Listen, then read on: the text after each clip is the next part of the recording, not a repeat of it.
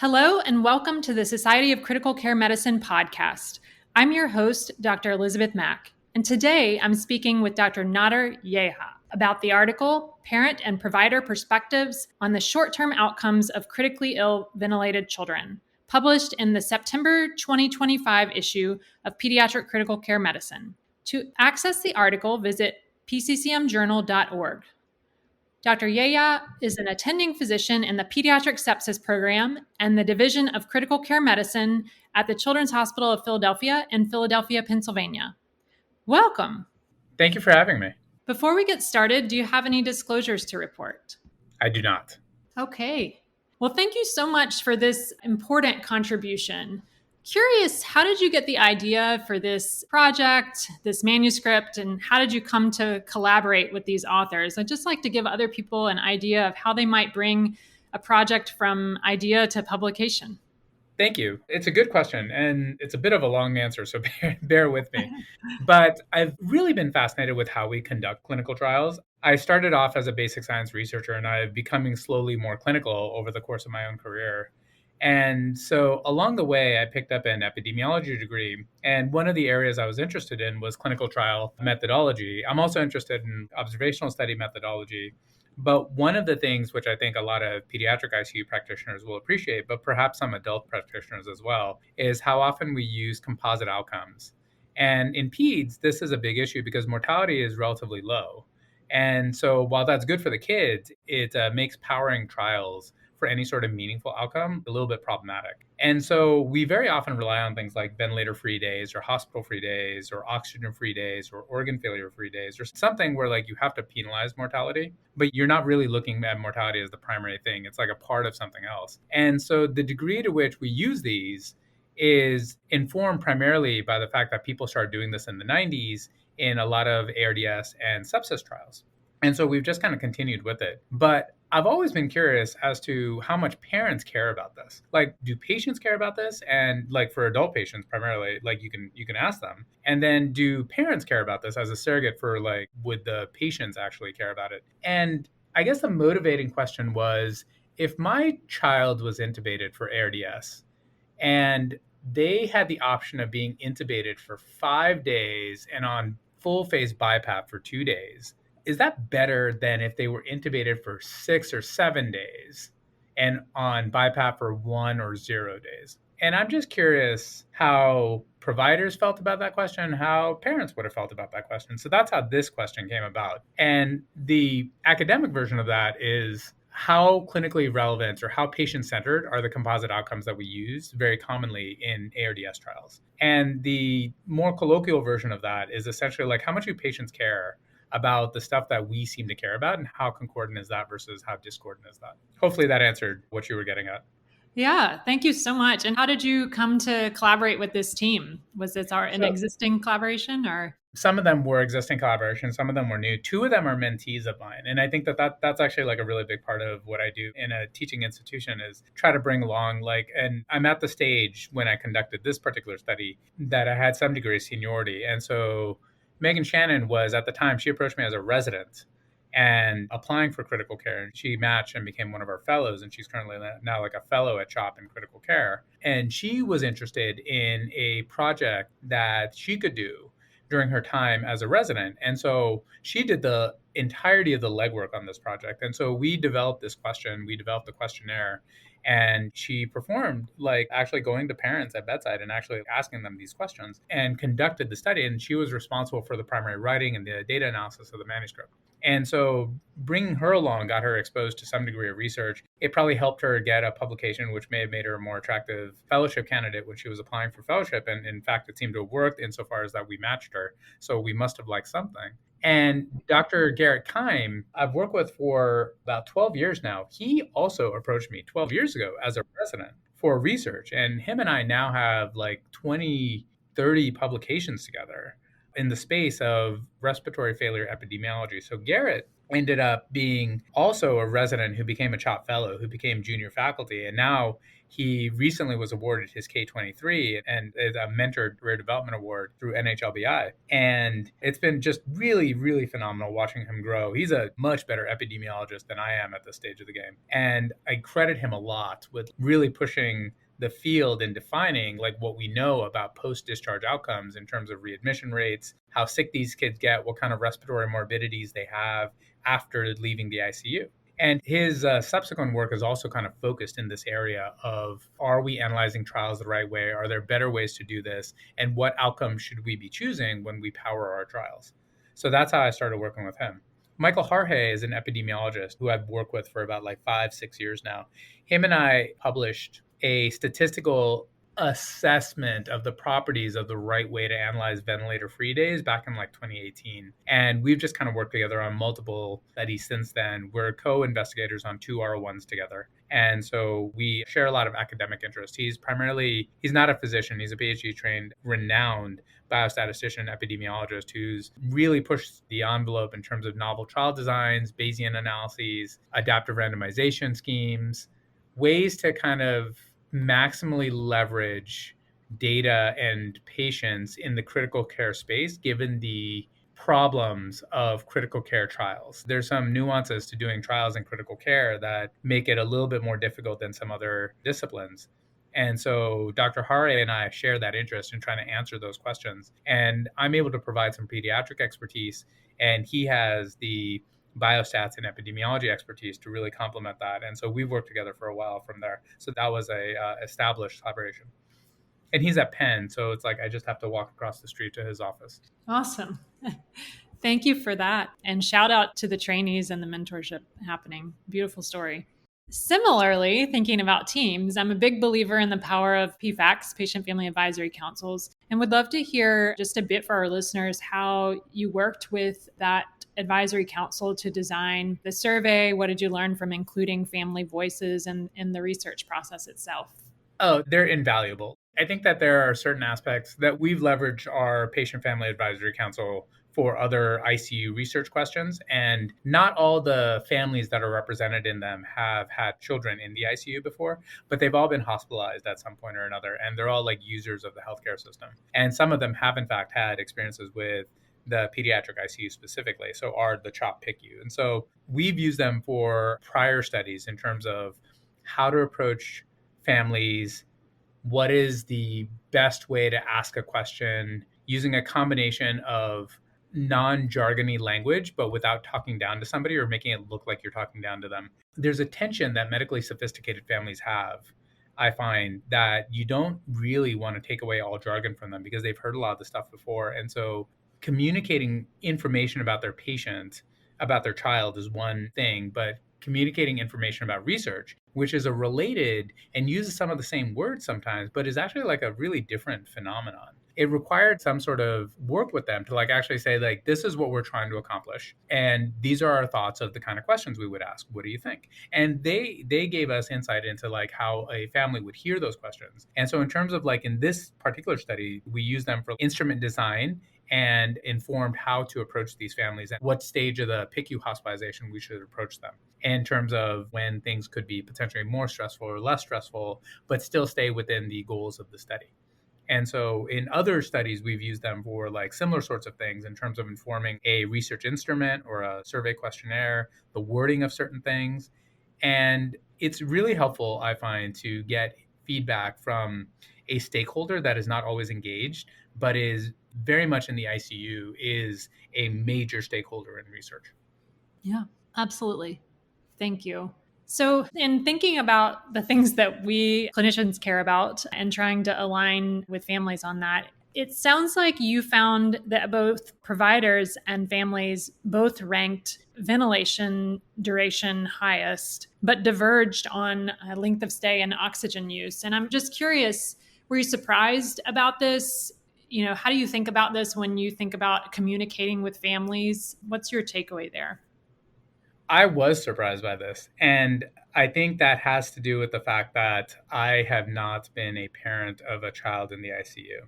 And I'm a parent, and so you have that perspective. But like interest and the areas where they agreed is everybody, families and providers, both ranked intubation and how long you were actually had a physical breathing tube in as the single most important thing. They wanted that thing out. And so that kind of readily answered my question. On a population basis of the 50 families that we surveyed, it actually seemed that many of them would actually value being only intubated for like 5 days with 2 days of BiPAP versus like being intubated for 7 days to room air. And so that was a helpful answer. It straight up answered the question. Everybody ranked duration of invasive ventilation first, and they ranked the combination of invasive ventilation plus the NIV second. And so on a group basis, that seems to be true, the two most important things they had. And then that's where things diverged. Parents then said that they valued how long a kid was on oxygen third, how long they're in the ICU fourth, and then how long they were in the hospital fifth. Whereas PICU attendings ranked how long you were in the ICU third, how long you were in the hospital fourth, and how long you were on oxygen fifth. And I think this has everything to do with the fact that once a kid is on oxygen, we transfer them out of the ICU and we don't care. Or we're at least blind to the reality of a kid going home on oxygen or a kid being stuck in the hospital on oxygen. And so I think, whereas parents, that's additional time away from work, home, their life, their other kids. It's also the possibility of like having to go home on oxygen. So now suddenly there's durable hardware that's got going home with them in a way that ICU never really has the same sort of tangible experience with, because like there's only a minority of our subjects who are like actually leave the ICU and we're the ones writing the prescription for the home oxygen. Yeah, fascinating. It kind of makes sense when you look at it. Yeah. Looking back. But like, yeah, but a priori, if you're asking would I have guessed that, I would not have guessed that. Yeah. And so along those lines, you reported poor intra-group agreement by way of low kappa values among both families and providers. And so I'm just curious how you think about these sort of individualized perceptions of what we consider to be important outcomes in the PICU setting.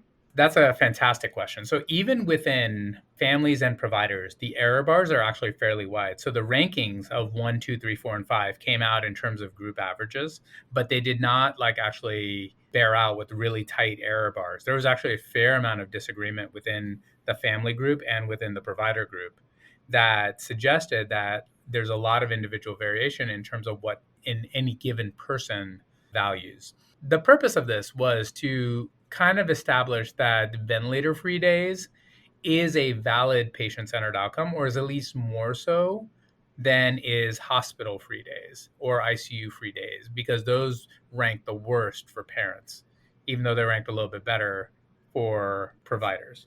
But that the intubation, the duration of intubation and duration of intubation plus NIV on a population basis had some face validity of actually being relevant to families. And that was actually the main goal of this study. And fortunately, it also had relevant to PICU providers. So that means it has face validity for two sets of stakeholders for use in future studies. The individual variation was interesting. A lot of families, their major thing that they were looking for was actually post-discharge outcomes. What they want to know is their kid going to play soccer again? Are they going to be able to play soccer ever? Are they going to be able to play soccer but with an inhaler? Are they going to not actually have the respiratory capacity to play and exercise and breathe the way they were before? So there's very much a return to baseline, which our study, because it was focused on like, is ventilator-free days a valid short-term outcome? It wasn't really set up to answer. But I think a lot of the heterogeneity in terms of the parent response actually stems from that uncertainty of like, well, you're talking about short-term stuff and I guess I'll rank it for you. But a lot of the short-term stuff is not my major headache. My major headache, the thing that keeps me up at night is like, when am I going to get my kid back? And so I think what this opens up for us is that while vent-free days may be a more valid short-term outcome than some other outcomes that you could choose for like an ARDS trial, the true patient-centered outcomes have much more to do with post-discharge return to function. And that is a relatively unexplored space in pediatrics. I know adult ICU and has an entire PICS framework. Pediatric ICU is starting to have a pediatric post-intensive care syndrome framework that is being developed with like seminal work being done by other investigators all across the country and all across the world looking at post-discharge stuff. But the epidemiology of post-discharge return to function is very much a black box for us.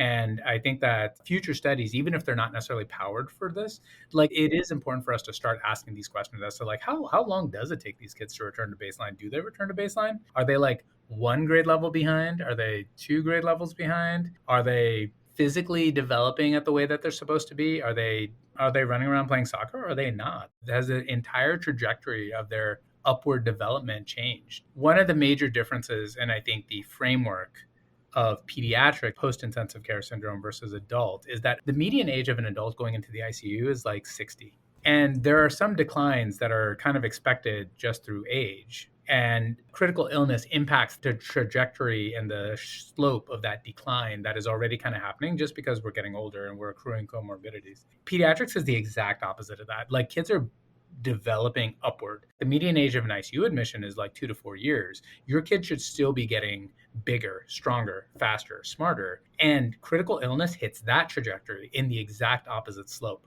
Your kid should be escalating. And the fact that some kid like ends up back in school, okay, but is not at the same grade level that they were at, that's a problem. That's something which is a different framework than like an adult who has a decline, but there was some degree of expected decline anyway. And so that has always fascinated me in terms of post-discharge outcomes. You're like pediatrics is on just a completely different slope. And so the way we have to frame post-intensive care syndrome is different.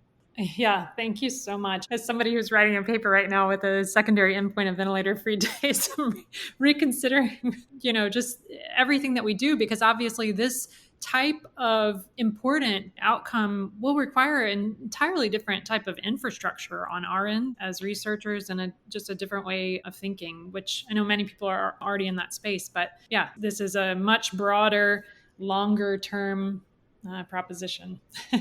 Yeah. And we don't necessarily even have to do it all by ourselves. We can like NICU has a really good model of like following some of their NICU graduates over time, but they also partner with pulmonary. They also partner with other specialties that maybe are better equipped than us at some post-discharge long-term follow-up kind of things. Awesome. So I'm curious, what are your next steps? I'm thinking through how this impacts you at the bedside, how non-English speaking folks or multi-center cohorts to see whether these hold across diverse populations. Just curious what your thoughts are. No, those are fantastic questions. I think the first thing that this established was the validity of ventilator-free days as a short-term outcome for in a single center institution of 50 families and some number of providers. Right. And so I really would emphasize that the conclusions from this are fairly constrained by design. It was a small study and we only want to answer one specific question. The broader question of what I'm most interested in is very much that in the stuff that we've been talking about with respect to what does matter to families and how well are we currently measuring those things. And a lot of what I'm learning from this, and this came from like a lot of the commentary and the free text that a lot of the parents would actually write into the survey that we gave them of like, I really wish you would ask this. And it was almost invariably like a post-discharge outcome kind of thing. What I took from that was actually very much that. Like, I feel like the short-term question may have been answered, and that was interesting for me. So the generalization of that is less interesting to me than actually developing the post-discharge part of this. I think we need to understand a better epidemiology of post-discharge outcomes in pediatrics. Many people have tried to do this. And I'm not the first guy to say this. Like, I think I have to say that for like 20 years, people have been talking about like, no, we need to follow these kids and see what's happening. Now that survivorship is improving and mortality is improving, like we should see what's happening to these patients. The areas where, and there have certainly been advances in this, like, the LAP study in sepsis and things like that, where people have tried to follow these patients. One of the things I've noticed is problematic is the differential follow-up that you get. It's hard to follow patients outpatient in ICU framework if you are not set up to do it. And so you may have 60, 70% return to clinic visit at like 3 to 6 months. But by 6 months to 1 year, you're down to like 20, 30% people returning to visit. So you really have a huge drop off. This is also known in other post-discharge follow-up studies. And so the way I would actually take this is that like parents clearly care about this. Okay. But making parents do research on our terms, that is to say, I need you to come back to the hospital and I'm going to do some tests on your kid and do some blood work and things like that. And they are 9 months out. And if they have a very sick kid and there is no value added for them coming back to the hospital, and that kid still has comorbidities or still has like residue from their hospitalization, but there's no value added. All I'm doing is like checking their PFTs or drawing some blood, and they may not see an advantage to coming back and paying for parking and taking a day off of work and school to do this. And if the patient is well and they actually did recover to baseline, that is also informative. But they also now have no incentive to come in and actually do that follow up and say, yeah, this is great. Telephone follow up doesn't fully solve this issue. It partly solves this issue, but it's limited in the kind of data you can collect when you can't examine or test a patient in front of you. So, my direction that I actually want to take this is actually try to design ways where we can actually do post discharge follow up on the parents' terms. And whether that's probably some combination of asking them, would you rather come back for a visit, or do you want to be contacted by Zoom, or do you want to be contacted by a home visit, or can I draw blood at your home visit? Would you rather not, or would you rather come in for that? Would you rather do these tests in our clinic or in your house? And I think one of the ways to get a real description of the epidemiology of post-discharge outcomes is actually to stop making patients and families do research on our terms. So I think that is the direction I would like to see this work go. I'm sure you will get an amen from the patient family advisor world on that as well. It is kind of a lesson of talking to them, is like kind of realizing when you're in the ICU, certainly your kid is super sick and there's a clear loss of control that parents see and feel, and it messes with them. And it would mess with me if my child was that sick. And like there's things that, you're able to like feed them, dress them, and now suddenly you can't. And so you latch on to whatever pieces of control you have. And that includes how you're approached and how you're talked to in the ICU. And giving parents some of that control back for things that are somewhat artificial. Like there's no reason why I should be doing research 9 to 5, Monday through Friday, which is the exact same time that those parents and those kids are like also busy. They have things going on in their life. Why would my constraint become their problem? And so maybe it shouldn't be. And I think that the more we think about it that way, of like, this is a valid stakeholder who needs to be engaged in this process. And I need them more than they need me. So how can I engage them? And I think thinking about them that way is like a very helpful approach that I would like to try to be more thoughtful and purposeful about.